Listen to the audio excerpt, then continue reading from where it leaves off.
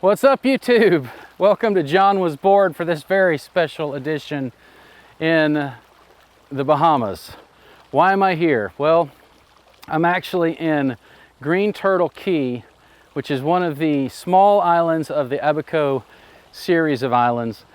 And as you are probably very well aware, early September 2019, Hurricane Dorian sat on this region for 36 hours and pummeled the place with tornadoes, 200-mile-an-hour winds. The place is devastated. This absolutely beautiful place where a lot of wealth comes is also supported by the native islanders. On this particular island, Green Turtle Key, there are 500 people that live here year-round, and they are supported by the tourism industry. Well, there's no tourism industry because the entire infrastructure has gone down. Houses left and right are completely leveled. You'll see some footage of that as I continue to talk. And it occurred to me as a brand new YouTuber, as someone who's actually starting to make a quarter every other day here on this platform, what got me into YouTube was the DIY guys.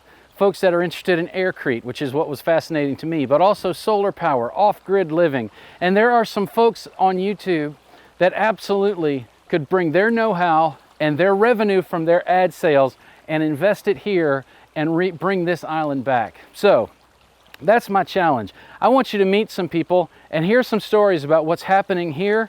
And I'm actually part of the Georgia Baptist Mission Board. That is my day job. And we are doing some efforts here. But I'm calling out all of you YouTubers, everybody, to turn your attention toward the Bahamas. Take all of that know-how, all of that off-grid living. If we had a barge full of solar panels, we could get this place back up in a month for power. The water systems, like the septic systems, alternate septic systems, things that I've been studying on YouTube. Why don't we bring it here? Why don't we get it here going and make YouTube change this place? In addition to everybody else that's helping, there are lots of systems available. We just got to bring the workers. So that's my challenge. I want you to meet some folks. Hi everyone, I'm Serrano Baloo. I survived. I'm still here.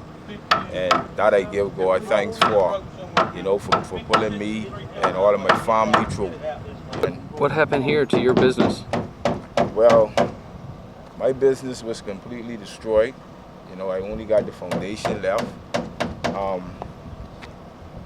I've been here for 7 years now. I put my all in all, It was my baby, my wife and I, And with the help of guys like yourself coming from Georgia, and giving me a hand, I'm trying to get something temporary up right now, so I can start to generate some funds, because I still have kids, I still have bills to be paid, and life goes on. Probably 90% of the people on Green Turtle stayed. I don't think anybody could have ever expected that it was going to be as devastating as it was. We could hear that our roof was going, basically. My brother-in-law, who lives right behind us, and he just happened to get up and look at our house and could see that the top was gone.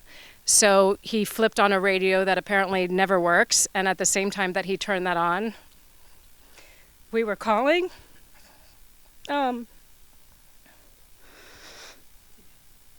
Sorry. So it was like an hour from that time until he came over to get us, and then the three of us just went to his house. But we're alive. All of us here are alive. We've just been at it, from the day that we could all move around and get out of our houses. People have come together. We've been clearing the roads. We've been, bringing in the supplies that everybody has so graciously given us.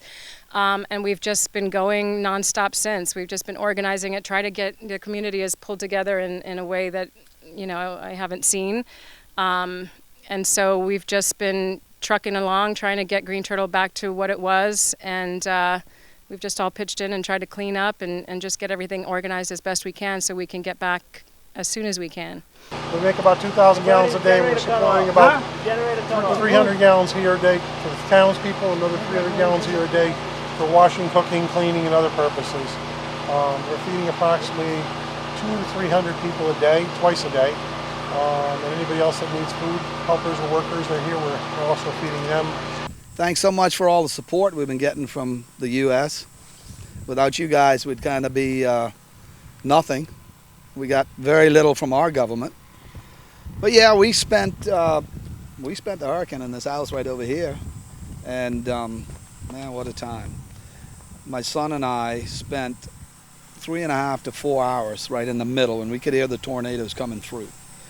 In one of the back bedrooms, one of the windows popped out. No, it didn't pop out of the, it just popped out of the frame, not out of the whole concrete. And we stood there for 3.5 hours holding that in when the shingles was off, water coming down over our head, and we're standing there trying to hold this window in. Another tornado would go by, push it out again, and we had to keep doing that, like I said, for 3.5 hours. It was a nightmare, really.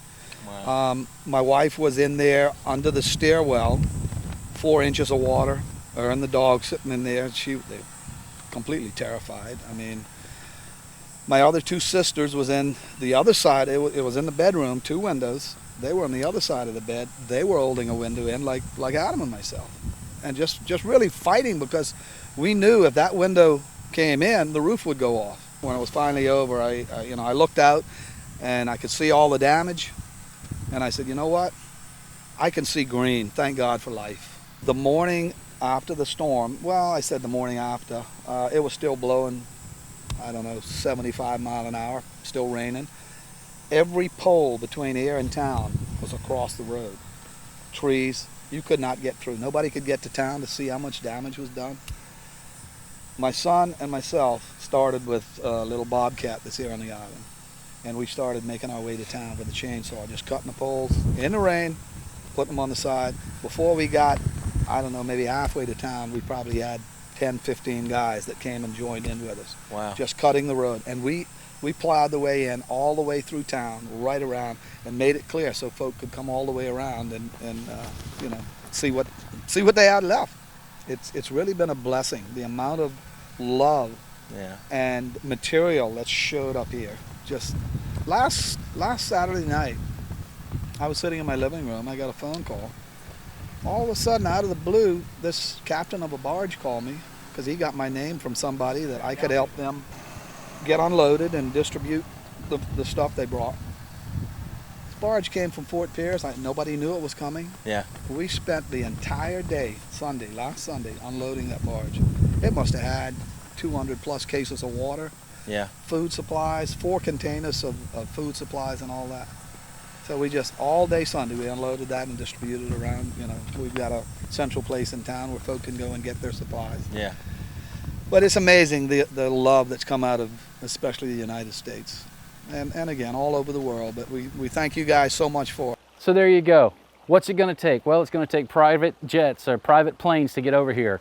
It's going to take, the supplies are coming in like crazy. The Green Turtle Key Foundation has already been working for months to get, for a full month at least, to get supplies here. They are here. What we need, what these people need are laborers and some special know-how to get some things back up. So that's my challenge to you.